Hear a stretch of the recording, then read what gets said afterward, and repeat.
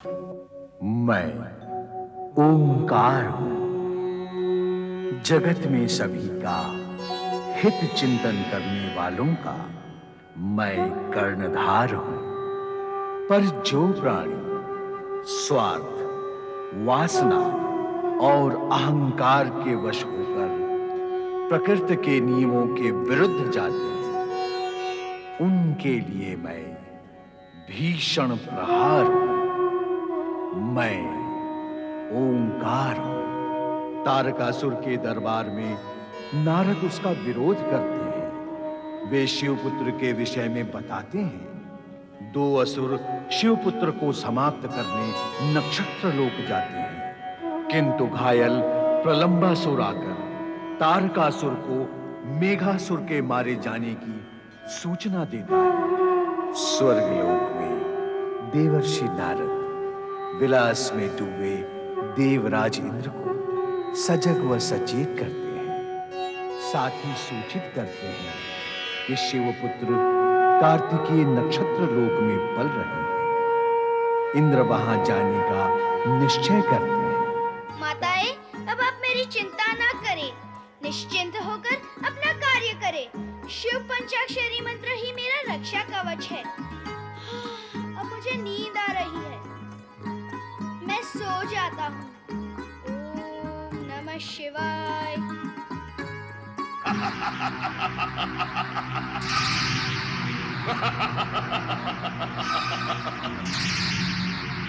कहाँ है शिवपुत्र, जिसने हमारे सेनापति को मृत्यु के घाट उतारा है? कहाँ है शिवपुत्र? कहाँ है वो शिवपुत्र? वो शिव के रक्षा कवच में सोया हुआ है। यही है वो शिवपुत्र, यही है।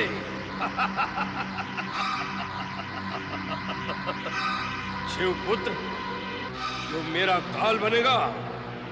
नहीं, मैं पासा ही पलट देता हूं।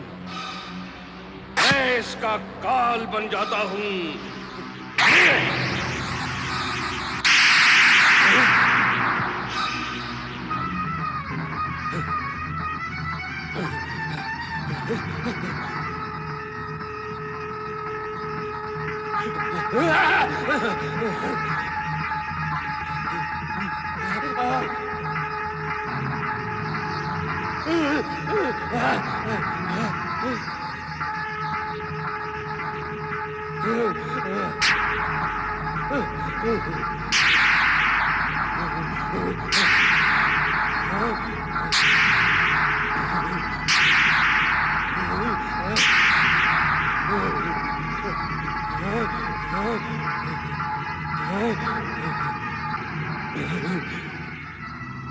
हर हर महादेव, हर महादेव।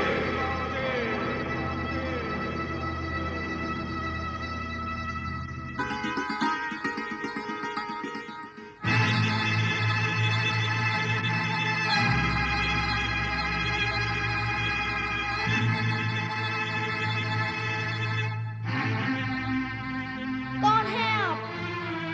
कहाँ से आए? यहाँ किस लिए आए? हम स्वर्गाधिपति इंद्र हैं, स्वर्गलोक से आए हैं। शिव पुत्र को देखना चाहते हैं। शिव पुत्र का जन्म क्या देवताओं के देखने के लिए हुआ है? कहा और माना तो यही जाता है कि शिव पुत्र का जन्म देवताओं के कल्याण के लिए हुआ है।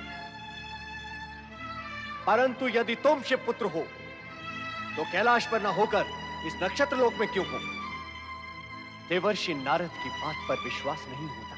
देवर्षि नारद के वचनों पर अविश्वास करने वाला स्वयं भी विश्वास योग्य नहीं हो सकता। बालक, बालक अपनी सीमा का उल्लंघन ना करो। वह कार्य तो आप कर चुके हैं, तभी तो नक्षत्र लोक में आ सके हैं। दूसरों को शिक्षा देने वाला स्वयं अशिक्षित क्या है?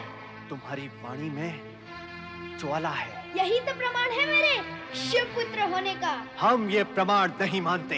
तो लौट जाओ अपने स्वर्ग में। किसने बुलाया था आपको प्रमाण प्रस्तुत करने के लिए? चला जाऊंगा, चला जाऊंगा। पहले तुम्हें सुदंडता का दंड तो दे दूं।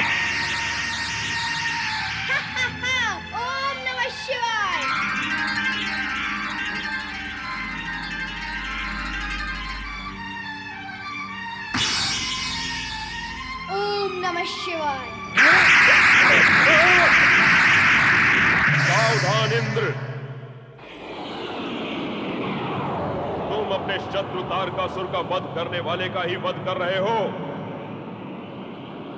यही तो शिव पुत्र कार्तिकेय है जो तुम्हारे शत्रु तारकासुर का वध करेगा और जिससे पूरी मानव जाति व देवगण का कल्याण होगा। शिव पुत्र होने के नाते ये तो आपके पूज्य हैं।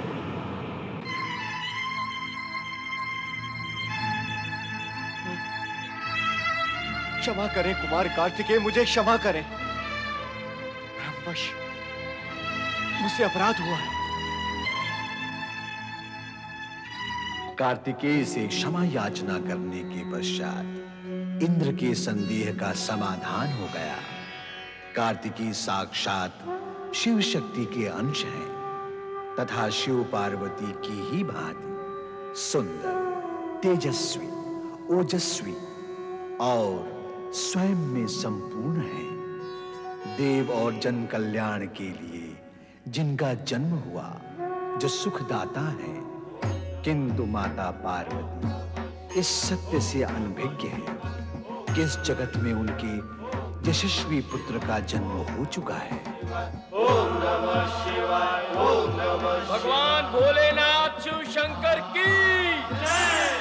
भगवान शिव शंकर और माता पार्वती की जय। ओम नमः शिवाय, ओम नमः शिवाय, ओम नमः शिवाय, ओम नमः शिवाय, ओम नमः शिवाय, ओम नमः शिवाय, ओम नमः शिवाय, ओम नमः शिवाय, ओम नमः शिवाय।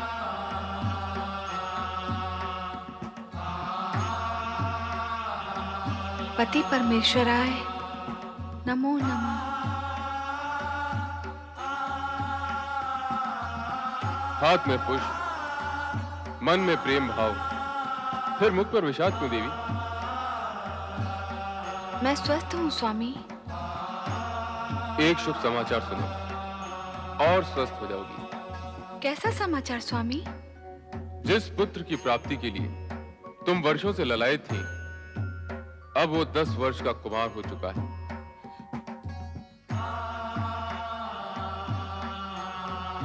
मेरा पुत्र? मेरा?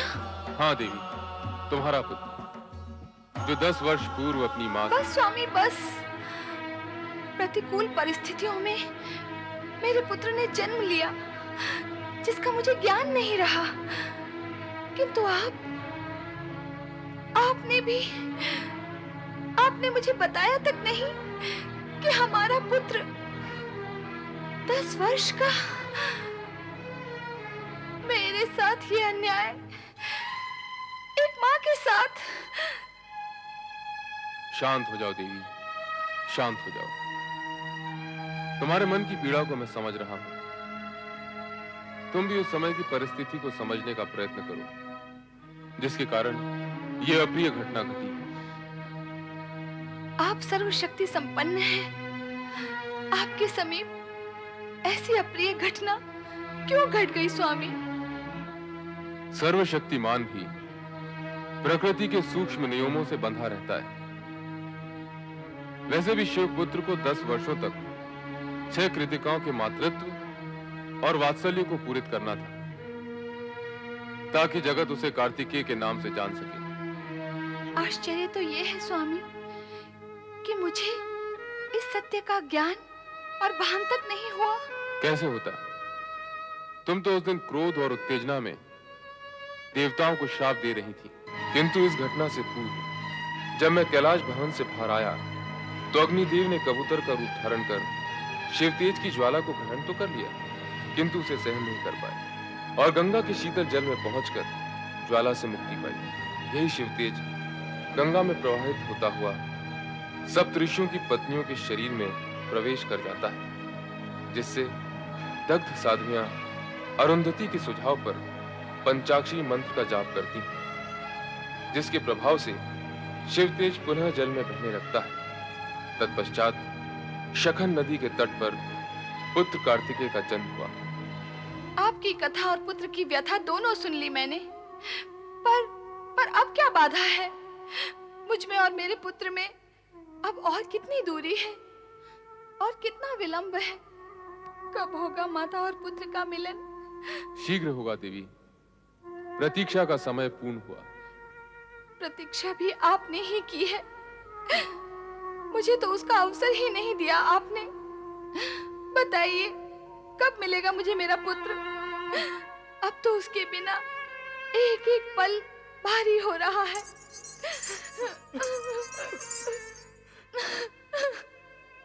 पुत्र नंदी, आज्ञा करें प्रभु। गणों को लेकर तुरंत नक्षत्र लोक जाओ। कृतिकाओं को हमारा संदेश देना और कुमार कार्तिकेय को शीघ्र लेकर आओ। आपकी आज्ञा का पालन होगा स्वामी।